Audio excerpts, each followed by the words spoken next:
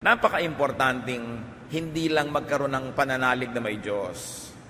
Hindi lang maging miyembro ng isang relihiyon, kundi magkaroon pa ng malalim na pagkaunawa sa Diyos. Know God more. Know God better. Isa yan sa mga pinakamatatayog na layunin ng tao. Ephesians 1:17, I keep asking that God, our Lord Jesus Christ, the God of our Lord Jesus Christ, the glorious Father, may give you the spirit of wisdom and revelation so that you may know Him better. Yan ang dalangin itong sumulat ng mga taga-Efeso, na pagkalooban ng Espiritu ng Diyos ng karunungang hindi makalupa kundi makalangit upang lalong mahayag ang Diyos at lalong makilala ng mga mananampalataya. Knowing God better is a gift from God. Hindi ito na nararating sa pamamagitan ng pagsisikap lamang, pag-aaral lamang, kundi ito ay pagpapahayag na biyaya ng Diyos. So ask for this gift, but be ready to be changed by the more revelations that could come. Sapagkat habang lalo nating nakikilala ang Diyos, lumalalim ang pagkakaalam natin tungkol sa Kanya, ay magkakaroon ng mga pagbabago sa ating pananaw, pagbabago sa ating pagkilos at mga pagpapahalaga.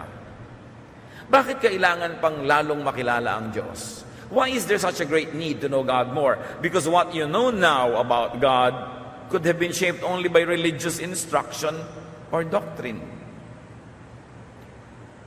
Hindi malayo na ang pagkakaunawa natin tungkol sa Diyos ay hinubog lamang ng ating relihiyon. Kaya iba-ibang taong iba-iba ang relihiyon ng kinasalihan, iba-iba ang pagkakakilala sa Diyos. Siyempre, nagpapaligsahan naman ang bawat relihiyon para sabihin sila lang yung tama at yung iba yung mali. But usually what we know of God is controlled by religious officials, religious committees, or councils. Mga grupo ng taong matataas ang posisyon, magagandang kumisa ng mga suot, at sila ang nagsasabi, ito ang Diyos, ito ang dapat mong malaman tungkol sa Diyos, at ito ang kahulugan ng salita ng Diyos. It's possibly correct, but also possibly biased, myopic, self-serving. That's why religious groups oppose one another, while all subscribe to the idea that there is really one supreme God, creator of all. Iba-iba kasi ang pananaw ng mga relihiyon. So what we know now about God could have been shaped only by culture and tradition. That's why even Filipino Catholics have a different point of view of God from, let's say, Spanish Catholics or German Catholics or American Catholics. Pare-parehong Catholics yun. Kasi may kultura, may tradisyon. What you know about God could be shaped by myth and legend, by imagination. Maaari rin naman na marami nating ideya tungkol sa Diyos ay guni-guni, haka-haka, sabi ni Lola, sabi ng kutsero, sabi ng beautician. Paano natin susuriin kung ang alam natin tungkol sa Diyos ay tama nga? What we know about God could have been shaped only by intellectual discourse and philosophy. Marami naman talagang pinisikap nilang unawain ng Diyos sa pamamagitan ng filosofiya. Pag-unawa, pagsaliksik, pag-aaral ng bawat salita sa Biblia at pinagmulan nito, ano ang kahulugan ng mga salitang ito, etc., etc. Mahalaga ang lahat ng binanggit natin, pero hindi yun sapat. Because understanding God through intellectual discourse and philosophy could be putting God inside man's brain. And the brain is a very small box. Kung iaasa lang natin ang pagkakilala natin sa Diyos sa kayang unawain ng utak, alam naman nating makitid ang utak ng tao. Mababaw ang utak natin. So papaano ito dadaanan ng lahat ng dakilang karunungan tungkol sa Diyos kung ito mismo ay makitid? We know that the human mind could be very limited. So how could this very limited channel fully access the divine? Paano maaaring dumaan mula sa makitid na utak ng tao ang lahat ng malawak na karunungan tungkol sa Diyos at karunungan ng Diyos? At paano natin mababatid, mauunawa ito samantalang napakalimitado ng ating alam? Kahit mga college graduates, wala pa yatang 10% ng pinag-aralan noon ang natatandaan. Yung pang hindi nag-aral, yung pang hindi hasa, yung hindi bihasa. Ano pa ang alam nun? Kaya ang mga taong mayayabang, nagdudunong-dunungan, ay yung mga tao talagang mangmang. Kasi ang tunay na marunong, ang alam niya, wala siyang alam. Compared sa dapat pa niyang malaman. What we know about God could have been shaped by all what we have mentioned or a salad of these things. Nagkahalo-halo na, naging bulang lang ang pagkakaalam natin tungkol sa Diyos. Kaya litong-lito ang mga tao. What you know about God could be partially right and partially wrong. Or it could be horribly wrong. Tulad ng puna ng Panginoong Yesus sa mga relihiyoso sa kanyang panahon. Matthew 22:29, Jesus answered, "You are completely wrong. You don't know what the scriptures teach, and you don't know anything about the power of God." Sino ang kausap niya? The religious leaders of Israel. If Jesus would say that the religious leaders of Israel were completely wrong, that they don't know what the scriptures teach, and they don't know anything about the power of God, well, they have devoted their entire lives to religion. What else could be said of people who devote less energy to knowing God? Sila na yun, tayo pa kaya? Mahalagang patuloy na saliksikin kung sino ang Diyos, ano ang kanyang kalooban, at ano ang kanyang katuruan. Meanwhile, ang sabi sa Ephesians 1:17 na binasa natin sa pasimula, the spirit of wisdom enables a person to know God better. Sino daw ang tunay na makakapagturo tungkol sa Diyos? Ang Espiritu. Ang Espiritu ng karunungan na ipinagkakaloob. That is why the gift of God through Jesus is the Holy Spirit. Because God wanted to be revealed through Jesus. And the agent is the Holy Spirit of God. John 16:13, the Spirit shows what is true and will come and guide you into the full truth. The Spirit doesn't speak on His own. He will tell you only what He has heard from me, and He will let you know what is going to happen. The Lord Jesus speaking. Sabi niya, ang Espiritu ang magbubukas ng inyong isip. Ang Espiritu ang magpapakilala sa inyo sa Ama. Ang Espiritu ang magtuturo sa inyo. So what people need to know God more are not more scriptures, not more verses. Sa dinami-rami nga niyan, hindi na mapag-aralan lahat. Not more priests and theologians. Not more religious laws, but spiritual understanding and discernment. Ang tunay na kailangan natin ngayon ay hindi mga karagdagang pang mga banal na kasulatan, hindi karagdagang mga pare o mga pastor o mga theologian, hindi karagdagang pang mga regulasyones, kundi espiritual na pagkakamulat. Lampas sa utak, lampas sa isip, lampas sa kaugalian, lampas sa dati ng alam. Then wisdom is what we need to apply what we will understand to daily life and to eternity. Kaya po magulo ang mga relihiyosong tao. Troubles come from intellectualization. Sobrang pinapagana ang utak. Kaya kita nyo, yung mga marurunong, walang ginawa kundi magtalo. Mas lumalalim nga ang pag-aaral sa mga Bible schools, mas kumisan, mas nakakalog ang pananalig. Dahil ini-intellectualize ang spiritual truth. Over-theologization. Sobrang inilalagay sa kahon ng pagkaunawa ng Diyos, sa Diyos. Kaya pag sinasabi mo, sasali ka sa isang church, ano po ang inyong statement of faith? The statement of faith, of course, is nothing but an interpretation of Scripture or a formal declaration of what they believe in. It doesn't always have to mean the exact will of God for His people or for the church. Sobra ang pag-i-intellectualize, ang pag-theologize, at sobra ding literalization. Yung, o bakit ka kumakain yan? Sabi ng Bible, eto. O ba't ganyan ang suot mo? Sabi ng Bible, eto. Sobrang literal.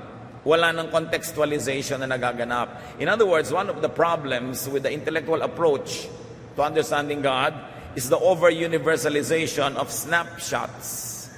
Alam natin kung ano ang snapshot. Pag pumunta kayo sa mga ATM machines, gusto nyo malaman ang balance ng inyong account, bibigyan kayo ng snapshot. Etong pera mo ngayon. Hindi ibig sabihin na yan ang pera mo kahapon at yan ang pera mo next month. Pag may snapshot, nilitratuhan ka ng isang tao, lalo't stolen shot, so to speak, hindi ibig sabihin laging ganun ang buhok mo, o laging ganun ang damit mo, o laging ganun ang itsura mo. Snapshot lang yon. Yun lang ang itsura mo nung oras na yon. So hindi pwedeng may magsabing, bakit ka naka-orange ngayon? Sabi ng picture, dapat naka-blue ka.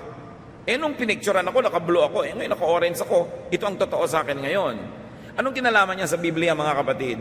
Maraming mga tao sobrang mag-universalize ng snapshots. Halimbawa, sinabihan ni Paul ang mga taga-Corinth, dapat maiksi ang buhok ng mga lalaki. O ngayon, i-accuse mo lahat ng lalaki na mahaba ang buhok. Ano ba ang kahulugan ng araw sa kanila ng mahiksi at mahabang buhok? Ano bang ibig sabihin sa kanila sa kultura noon? Bakit yun masama para sa iba at hindi mabuti para sa ibang mananampalataya? Noon, ang tanong, ganun pa rin ba tayo ngayon? Ang kahulugan ba nun sa kanila ay kahulugan pa rin ngayon? Kaya tuloy pwede mong i-apply yung verse na yun ngayon. At yan ang nagkakagulo. Sobrang nagagapos, natatali ang mga tao sa pag-unawa sa Diyos dahil kalit-liit ang tuldok at mga salita ng mga sulat at instruction that were given to specific recipients in specific context for specific needs were universalized by theologians for all time, for all people, in all places. Nawawalan tuloy ng alat, ng sarap ang salita ng Diyos kung ino-over-universalize at kulang sa contextualization. Ang nagiging pag-unawa tungkol lang natin sa salita ng Diyos is all purely intellectual, mental. Knowing God better is a spiritual process. Of course, you begin with something intellectual and mental. You begin with words, you begin with ideas, you begin with symbols, but you don't stop there. You know God beyond intellectual, verbal, and methodical process. Bakit po? Dahil yung intellectual, verbal, and methodical process ay limited. It's very limiting. How could a finite mind totally comprehend an infinite God? Kung merong napakalaking, kita nyo kung bakit bumabaha, ang laki-laki ng Laguna de Bai, yung lake. Paano pumupunta yung tubig dyan patungo sa Manila Bay? Dadaan lang sa napakakipot na Pasig River. Nagbabaha tuloy, nagbabara. Kasi hindi kayang dumaan ang lahat ng tubig sa Laguna de Bai, lalo kung katatapos lang ng bagyo at mahabang ulan, hindi kayang dumaan sa makitid na ilog na Pasig. At yung ilog na yon, ganoon ang utak ng tao. Ang kitid-kitid lang, paano mo patadaanin lahat ang pwedeng maunawa tungkol sa Diyos na napakalaki? Nakakatulong ang utak, nakakatulong ang karunungan, pero hindi yun ang lahat-lahat. Kailangan ng espiritual na kapahayagan na nauunawa hindi ng utak kundi ng espiritu na nananahan naman sa atin. Kaya sabi ng binasa nating verse, ang dalangin ko, pagkalooban kayo ng Diyos, ng espiritong makapagbibigay ng kaliwanagan para maunawa nyo ang Diyos. Espiritu. Yung espiritong nasa kabilang ibayo, dadaan sa espiritong nasa atin para lalo nating maunawa ang Diyos. Philippians 3:10, all I want is to know Christ and the power that raised Him to life. Walang mahalaga sa akin, wala akong higit na hinahangad kundi makilala si Kristo at maunawa ang kapangyarihang bumuhay na muli sa Kanya. So this is the highest aspiration, the highest development, the highest accomplishment is to know Christ and the power that raised Him to life. The same power that will raise us to life. Magandang mag-memorize sa mga verses. Pero ang daming tao, memoryado yung buong Bible, pero nakilala ba nila ang Diyos? Naging maka-Diyos ba sila? Maganda mag-aral ang mga theology, surely. Isa rin niya sa mga susing maaaring magbukas ng ilang pinto. Pero tunay na mahalaga ang pagkakaloob, ang pagbibigay ng Diyos ng pagkaunawa. At lumalampas ito sa utak. So search for that knowledge of God, for that understanding, for that power that raises one to life. Napakagandang hangarin na maunawa mo kung paano binuhay si Kristo.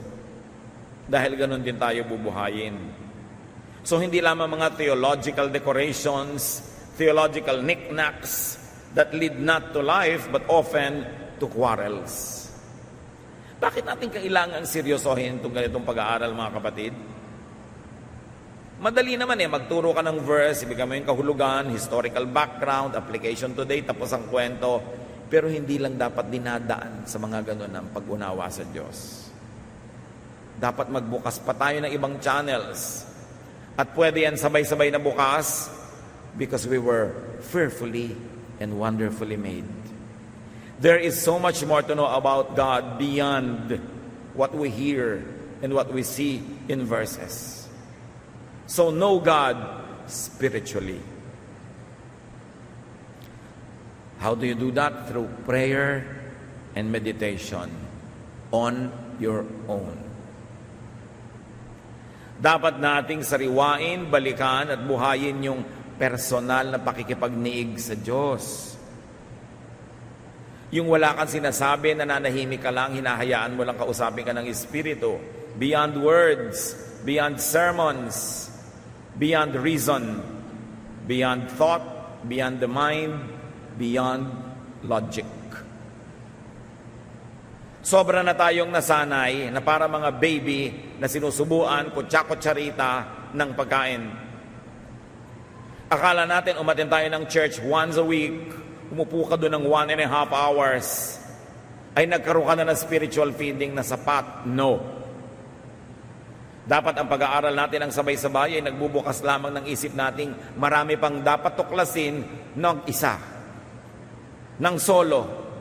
Pag nag-iisa ka sa iyong silid, sa iyong lugar, sa iyong kinalalagyan, kailangang patuloy mong hanapin ang Diyos at makinig ka sa Kanya diretso. Hindi lang yung nadidinig mo through the pulpit, through the Sunday school teacher, through the radio, through the TV. Kasi yung galing sa Diyos na mensahe, nagiging second or third class na dahil dumaan na kung kani-kanino bago makarating sa iyo. At yan ang nalilimot ng mga tao na meron silang pribilehiyo at tungkulin na personal na hanapin at kilalanin ng Diyos kahit hindi sila nag-Bible school, kahit hindi sila nag-aaral ng Greek o Hebrew, dahil may espiritu sila na kayang kausapin ng espiritu ng Diyos. Tulad ng sinasabi sa Romans chapter 8, hindi natin alam kung paano magdasal, pero ang espiritu ang tumutulong sa ating espiritu. Pinagdarasal tayo, nagdadasal para sa atin at tinuturuan tayo magdasal. Huwag kayong makontento na nakikinig dyan sandali at pag 1 hour nakahabaan na, naiinip na. Walang mararating ang pagkakilala natin sa Diyos na walang hanggan kung napakalimitado ng ating ibinibigay na panahon para siya pakinggan. At nadidinig ang Diyos, hindi lang sa pamamagitan ng bibig ng mga mangangaral dahil kaya kang kausapin ng Diyos ng diretsahan. This is something that the church will not always want to teach the people because the church people would always like to be in the center of God's economy, to be forever important, to stand between the people and between God. But I'm telling you that God wants to fellowship with you personally, directly. That the fellowshipping of God with you through the church, through the institutions, through teachers is only one of the many ways that you can be with God. And you must develop your personal time, your personal relationship, and your personal knowledge of God. Of course, your personal knowledge of God cannot be applied to everybody. We cannot make a church doctrine out of it, but you may apply it personally in your own life. Bawat tao ay unique. Bawat tao ay may personal na pakikitungo ang Diyos. Hindi uniforme ang pakikitungo niya sa bawat isa. Kaya dapat tayong makadevelop ng ganung bagay. Yang mga karunungan, yung mga theology, yung mga sermon, these are mental constructs and they could become filters, molds, obstacles even, limits, and hindrances in understanding the divine. Kaya nakikita nyo ang mga tao ko minsan, pagka nakinig kay Speaker A, nagiging korteng A ang utak. Pag tagasunod ni Speaker B ang utak. Kaya nagbabangay-bangayan, pero alam nyo, there's only one God. It helps that some people who are trained, who study more, who devote more time to understanding Scripture, are able to minister to us, who devote less time. But these are not the only ways that God can teach us. Tungkulin natin sa ating sariling magkaroon ng diretsahan, tuwiran, at personal na pakikipagtalastasan sa Diyos. Madalas, kung hindi maingat ang speaker at kung hindi maingat ang listener, nai-influensya lang tayo ng kanilang mga biases, ng kanilang mga agenda sa buhay, at nagigita yung mga pawns in cruel chess games by the religious. Mahalaga bungkalin ang personal na relasyon sa Diyos. We get limited by our brain. We get limited by our minds and by our thoughts. And sometimes we can get limited by our own church. Kaya imbes na naging committed to God, ay committed ang utak. Marami mga tao broad-minded nung hindi papalabasan ng Bible, nung hindi religyoso, nung nagkaroon ng mga religious affiliations, committed ang utak, lumiit ang mundo. Sa halip na lumaki. Kasi nga napapakitid tayo ng theology madalas. Human thought does not always correspond with divine truth. Hindi laging sang-ayon at katumbas ng iniisip ng tao ang iniisip ng Diyos. Human thought can never correspond completely with God's truth. Isaiah 55, 8-9, the Lord says, "My thoughts and my ways are not like yours. Just as the heavens are higher than the earth, my thoughts and my ways are higher than yours." Ang iniisip ko ay hindi katulad ng iniisip nyo, sabi ng Diyos. Ang aking pag-iisip, ang aking mga pamamaraan ay higit na mataas kaysa sa inyo, tulad ng kung gaano kataas ang langit mula sa lupa. Kung ganon, sino ang maglalakas ng loob at magyayabang para sabihing, lubos na nauunawa ko ang Diyos, ito ang tungkol sa Diyos, ito lang ang totoo tungkol sa Kanya, kaya makinig kayo sa akin. We can always attempt. Sometimes we hit, sometimes we miss. But nobody should be so self-righteous and so blinded as to think that he fully understands the divine and that he is the only channel of wisdom about the divine through whom people can learn. Everybody is a seeker, and we must develop healthy respect for fellow seekers, though we may not always agree in methodology and sometimes even in our tentative discoveries, pero dapat nakabukas ang isip ng tao. 2 Peter 3:8, dear friends, don't forget that for the Lord, one day is the same as 1,000 years, and 1,000 years is the same as one day. Of course, here we cannot always be literal and say, 1,000 years pala natin, 1 year lang kay Lord. Ang ibig sabihin, hindi tayo pareho ng panukat sa panahon. Kaya kung minsan inip na inip ka na, sa hindi pa nainip ang Diyos. Ang ibig sabihin lang nito mga kapatid, mga verses na binabasa natin, huwag nating isipin na kung paano tayo mag-isip, ganun din ang Diyos. Kaya nagtataka ka, Lord, kung mabait kayo, ba't di niyo po ito ginagawa? Sinasabi ni Lord, iba ka naman mag-isip, iba ako mag-isip. Huwag mong asahan na mag-iisip ako tulad mo. Paminsan-minsan, pareho tayo ng iniisip, dahil nasa iyo naman ang aking espiritu, pero minsan-minsan lang yon. Huwag mong asahang lagi mo ako mauunawaan, sumunod ka na lang. Yan ang mahalaga. Kasi akala natin, pag hindi natin nauunawa ang Diyos, meron na tayong dahilan para hindi sumunod. Talagang hindi natin mauunawa. Maliit nga ang utak natin eh. Pero patuloy tayo nagtatangka para lumaki-laki naman ang pagkaunawa natin bago tayo humarap ng mukhaan sa Panginoon. So know God personally.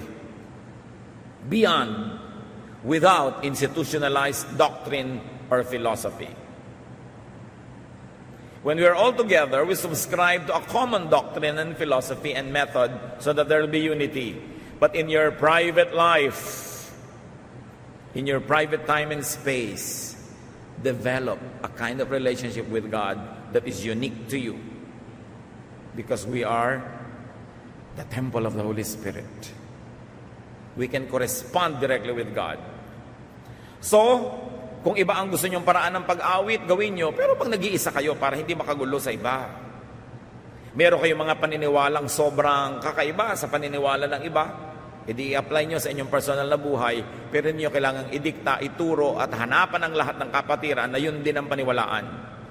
Merong isang paniniwala tayo, mga activities, mga gawain na para sa ating lahat, para may kaayusan. But in your own free time, free space, be the individual believer that you can be. At kahit saan ka pumukol, tatama ka sa langit dahil napakalaki nun. You can never miss God. Each person has God's Spirit. Each person is God's creation in His image. Therefore, each person has the privilege and duty to know God personally. Although we know God corporately as a fellowship, as a church, and whenever we are together for the sake of order, we observe decorum, we observe commonalities. But personal ways of approaching God may be applied in your personal worship. So how do you know God? Through personal reflection. Iba naman yung sabay-sabay tayo nag-aaral, then we all are subjected to or we are all exposed to the same ideas, but you reflect on this personally and you make personal applications. Huwag lang iasa sa specialists. Tao lang din sila. Kahit gaano kataas ang posisyon, kahit gaano kalaki ang organisasyon, tao pa rin ang bawat isang individual na nandyan, tulad mo, tao rin. Kaya meron kang karapatan, pribilehiyong humarap sa Diyos personally, to hear God's voice, and to get instructions from God directly. We only have to have filters dahil baka naman yung akala mo, instruction from God, imagination mo pala, o desire mo lang pala yun. Kaya maganda rin may counsel.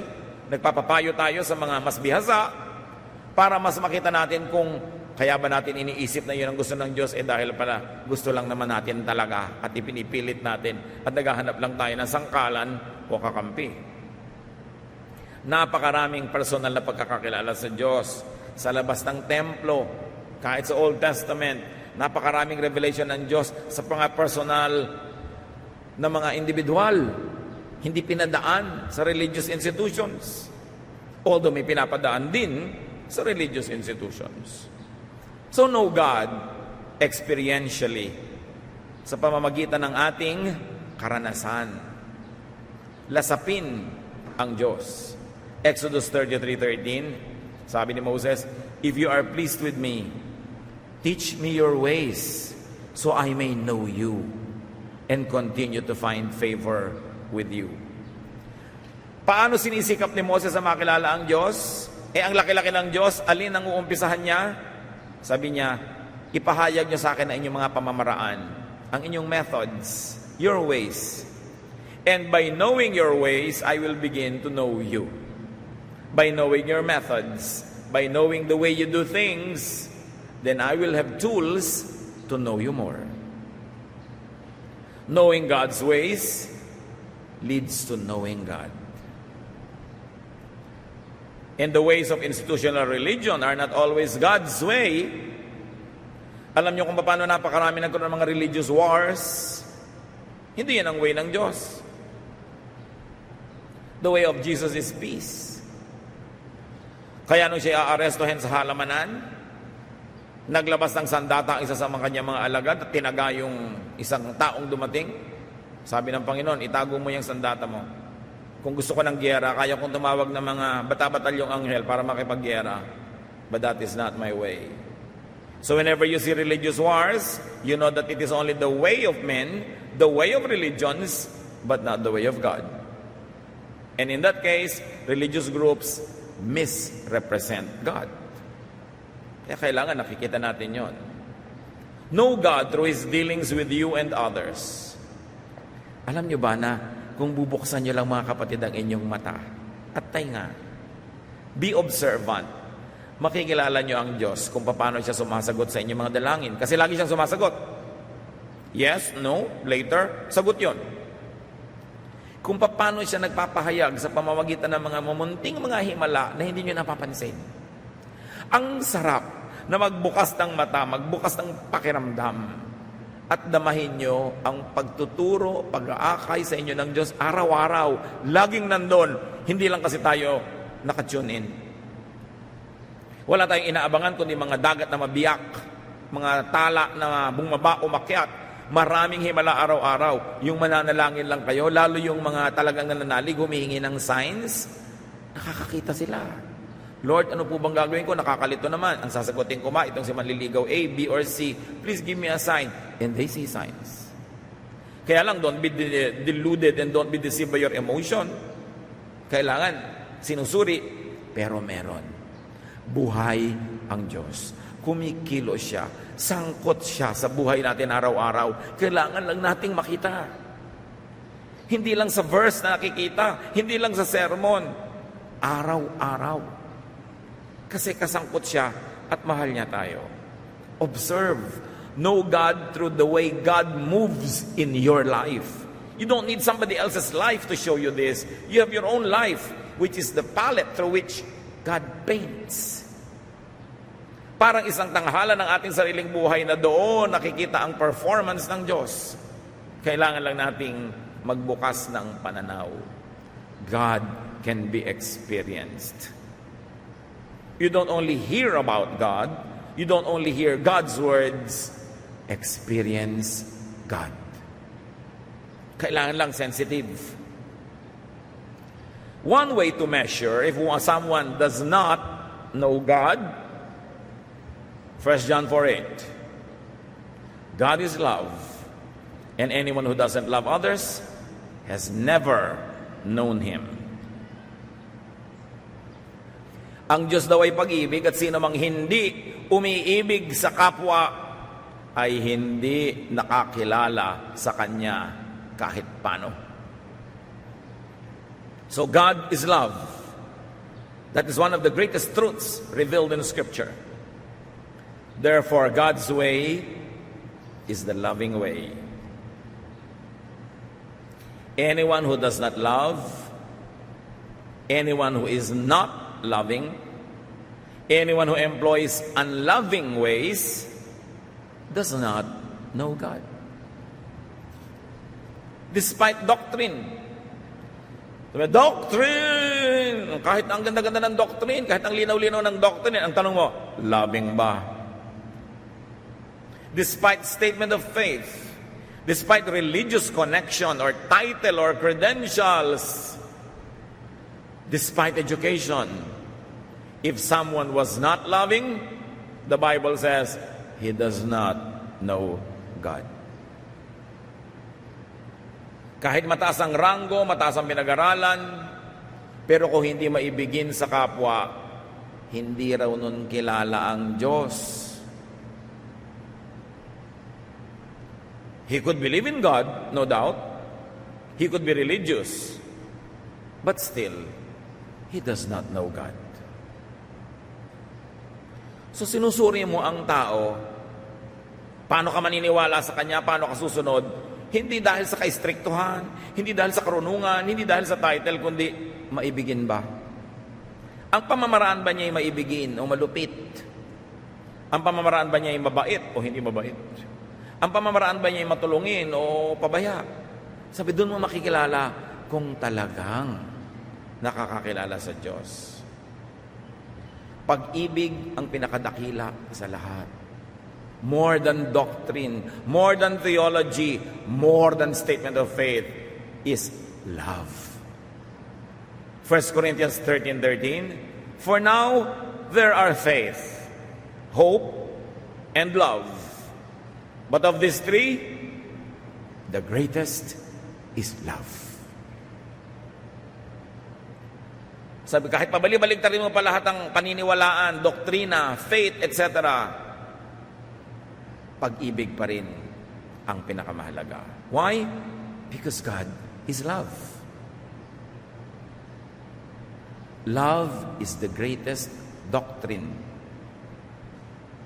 Halimbawa, sumasali ka sa church, ano po bang doktrina nyo dito? Bautismong lubog, wisik, o buhos? Hindi yon. Ang titingnan mo, maibigin po ba kayo? Ano ba ang doktrina nyo? Pre-trib, post-trib, mid-trib. Awayan siyempre ang mga marurunong. Pero sabi, the greatest is love. Ano naman ang pakialam ko kung post-trib, mid-trib, o pre-trib kayo? Pero, loving ba kayo? Mamahalin nyo ba ako dito sa church na to? O gagamitin nyo lang ako ng 2 taon, 5 taon, pero pag nagkamali ako, sisipain nyo ako, ipapahiya nyo ako sa pulpito. Loving ba kayo? Yan ang tanong. Love by itself is doctrine. Loving is the greatest religious act. That's why Jesus died on the cross. He did not die preaching. He did not die disciplining people. He did not die na namamalo, nagagalit, nanguhusga. He died loving. Ipinapako na nga siya, ang hinihingi pa ng tawad sa Diyos, yung nagpapako, Father, forgive them for they know not what they do. 1 Peter 4:8, most important of all, you must sincerely love each other because love wipes away many sins. Isipin ninyo, binubura daw ng pag-ibig ang maraming kasalanan. Sa iba, o may kasalanan ka, paano natin buburahin? Paparusahan kita. Pag nasyahan ako sa parusa, o sige, burado. O magmumulta ka, magbabayad ka. Pero sabi ng 1 Peter 4:8, ang pag-ibig, ang tunay na nagbubura ng maraming kasalanan. Na, burahin na natin kasi mahal kita. Pinapatawad ka na kasi mahal ka. Hindi ka kinukonsinte, pero tinatanggap ka kahit ano pa man. Tapos patuloy kang mamahalin, tutulungan para bumangon-bango ka kung dati kang napakabadtot. Luminis-linis ka kung kay rumi-rumi, tumawid-tuwid naman kung napakaliko, pero liko-liko, marumi, mabaho, tatanggapin ka because that is love. You are not rejected. That is God's love, but that is not the love of religion. Ititiwalag ka, tatanggalin ka. Kasi hindi ka na magandang example. So, lagi ka na lang tool, instrument. You are never the beneficiary. But Jesus loves. And the church of Jesus must love. Sa pagpapasikat ng iba para masabing tamang-tama, stricto, laging correct, they forget to love. Many people neglect and negate love in the name of religion. That is the worst irony. When religious people, in their attempt at being religious, in packaging and showing themselves as religious, become unkind, especially to their own. Kaya ang babait ng mga churches sa first-time guest, pero ang lupit sa mga workers. Paano yun? Pakitang tao. It is God's love through Jesus that wiped away sin. Not punishment, not doctrine, not ritual, not appearances, but unconditional love. If only the church would return to these basic teachings of Jesus, the church would become the salt of the earth again. What kind of love are we talking about? Love that is enough to forgive. Love that is enough to nourish. So God could be known by opening yourselves up to love. By receiving love and by actually loving. Isa yan sa mga pinakamabisang paraan para makilala ang Diyos. Buksan ang puso sa pag-ibig niya, sa pag-ibig ng iba. Tumanggap ng pag-ibig, huwag nang magyabang, huwag nang magsarili. Buksan ang puso. At lalo na umibig din. Magpatawad. Then maiintindihan mo kung paano nagpapatawad si Jesus at anong kanyang ibinayad ng sarili niya para lang siya makapagpatawad ng iba.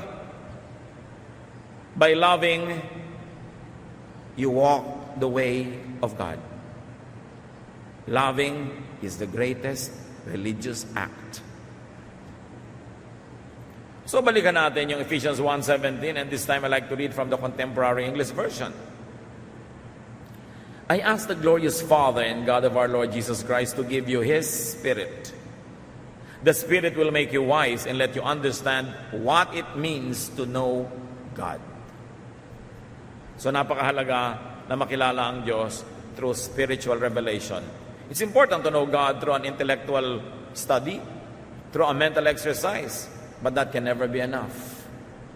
More than that, the Spirit has to pass through spiritual channels, not only mental channels, because they are limited. What are some signs of knowing God? Titus 1:16. Such people claim to know God, but their actions prove that they really don't. They are disgusting. They won't obey God. And they too are too worthless to do anything good. So here we see that actions can negate and disprove claims of faith and knowledge of God. So hindi yung sinasabi ng bibig, yung ginagawa ng katawan ang dapat nating tingnan para maniwala tayong oo nga, kilala niya ang Diyos. Look for and look at the body language.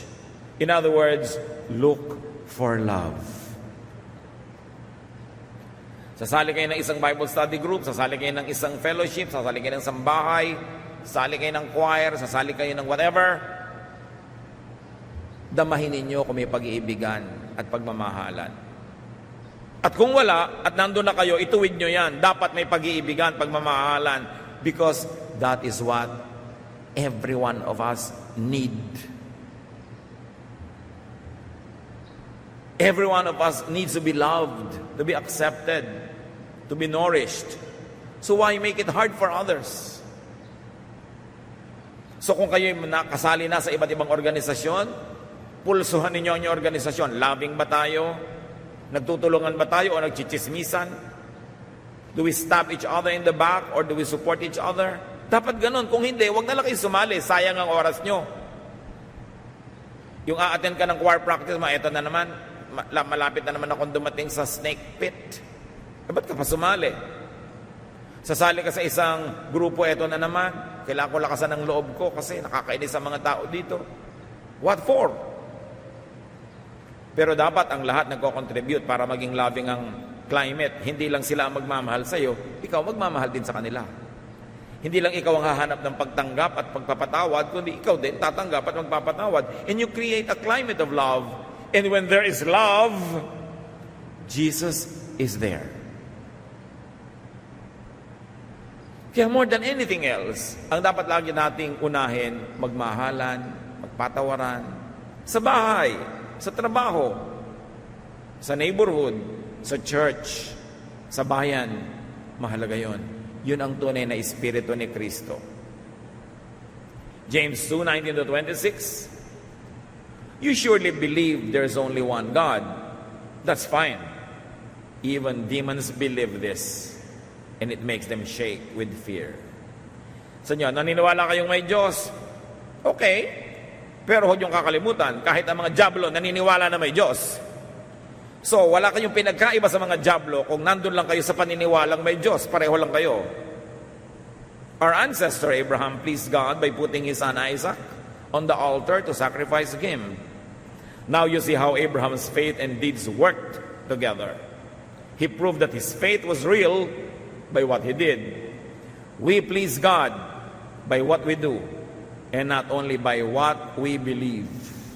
Anyone who doesn't breathe is dead, and faith that doesn't do anything is just as dead. Sabi niya, huwag niyong ipagmalaki na naniniwala kayong may Diyos. Pati ang mga dyablo naniniwala. Sa katunayan, nanginginig sila sa takot dahil naniniwala silang meron. Pero hindi sapat ang paniniwala ng mga dyablo para sila maging mabuti. Naniwala lang sila hanggang doon. Kaya sabi, kung kayo man naniniwala lang, pero hindi kayo mabuti, hindi kayo gagawa ng mabuti, walang patunay sa inyong mga gawa na naniniwala kayo, katulad lang kayo ng mga dyablo na yun. Huwag kayong manalig na okay na kayo dahil lang naniniwala kayong may Diyos. Dapat yung paniniwala nyo magbunga ng mabubuting gawa para malayo-layo kayo umagwat at umangat mula sa mga diablong naniniwala din naman. It's not enough to have religion. You have to be filled with good works, good deeds. It's not enough to attend church. You've got to do good things while you are attending and even while you are not attending. It's not enough to believe in God. Know God to the point of obedience, to the point of loving. Actions, obedience to God, and good deeds are signs of knowing God. not intellect, not memory verses, although they help. Matthew 5:16, sabi ng Panginoong Yesus, make your light shine so that others will see the good that you do and will praise your Father in heaven. Love is the greatest proof of knowing God. Many people don't know religious teaching. They don't know doctrine. Probably they don't even go to church, but they are loving. Therefore, they know God more than those who don't love, but are full of religious activities. Some religious people become unloving, harsh, and cruel precisely because they are religious. Because they try to be religious and they impress others with their religiosity. They try to prove that they know God by acting like God, by acting like judges, by being unkind and cruel to so-called sinners, by being hostile to other God seekers, by setting themselves apart in direct opposition to God's ways. James 1:27, religion that pleases God the Father must be pure and spotless. You must help the needy orphans and widows and not let this world make you evil. Ano daw yung tunay na religion? Helping needy people, doing good deeds, being kind, being loving. So, brothers and sisters, choose to love. Meron kayong tiya nakakainis, you can choose to love and choose to hate. May kasambahay kayo nakakabuiset, you can choose to love, you can choose to hate. Choose the loving way. Because God is love. That is the way of Jesus. Sayang lahat ang oras natin kung mayroon na naman kayong chance pumili, tas you will choose to hate. May kaharap kayo, you can choose to be kind, but you choose to be unkind. You can choose to forgive, you choose not to forgive. Sayang ang lahat. Dahil sa pag-ibig, sa pagmamahal, nagkakatalo at nasusukat ang bawat tao. 1 John 4:8, God is love, and anyone who doesn't love others has never known Him. So don't just say you believe in God. Know God. Spiritually, intellectually, emotionally, experientially. Seek God on your own. Seek God through the church. Seek God through other teachers. Maraming paraan, hindi lang isa. But on top of all of that, you want to know God? Love. And you will know God. Dear God, we thank you. We thank you that you are God of love, not of hate. That you are God who forgives, not keep records of our wrongs. Salamat po sa inyong kabutihan. Ang aming dalangin ngayon, maunawa namin ito at maipamuhay. Na maraming paraan para kayo makilala at lahat ng paraan na ito, magbukas kami ng aming puso, espiritu, isip, mga karanasan namin para lalong kumulay, dumami, gumanda ang pagkakilala namin sa inyo. At kung ipakikilala namin kayo sa iba, nawa hindi sa pamamagitan lang ng doktrina, ng pagtuturo at pag-aaral, kundi sa pamamagitan ng aming pag-ibig. Because love is the greatest religious act.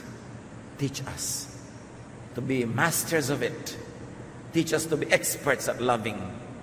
At nawa, Panginoon, patawarin niyo kami sa lahat ng paraan na pinili namin na hindi maging maibigin.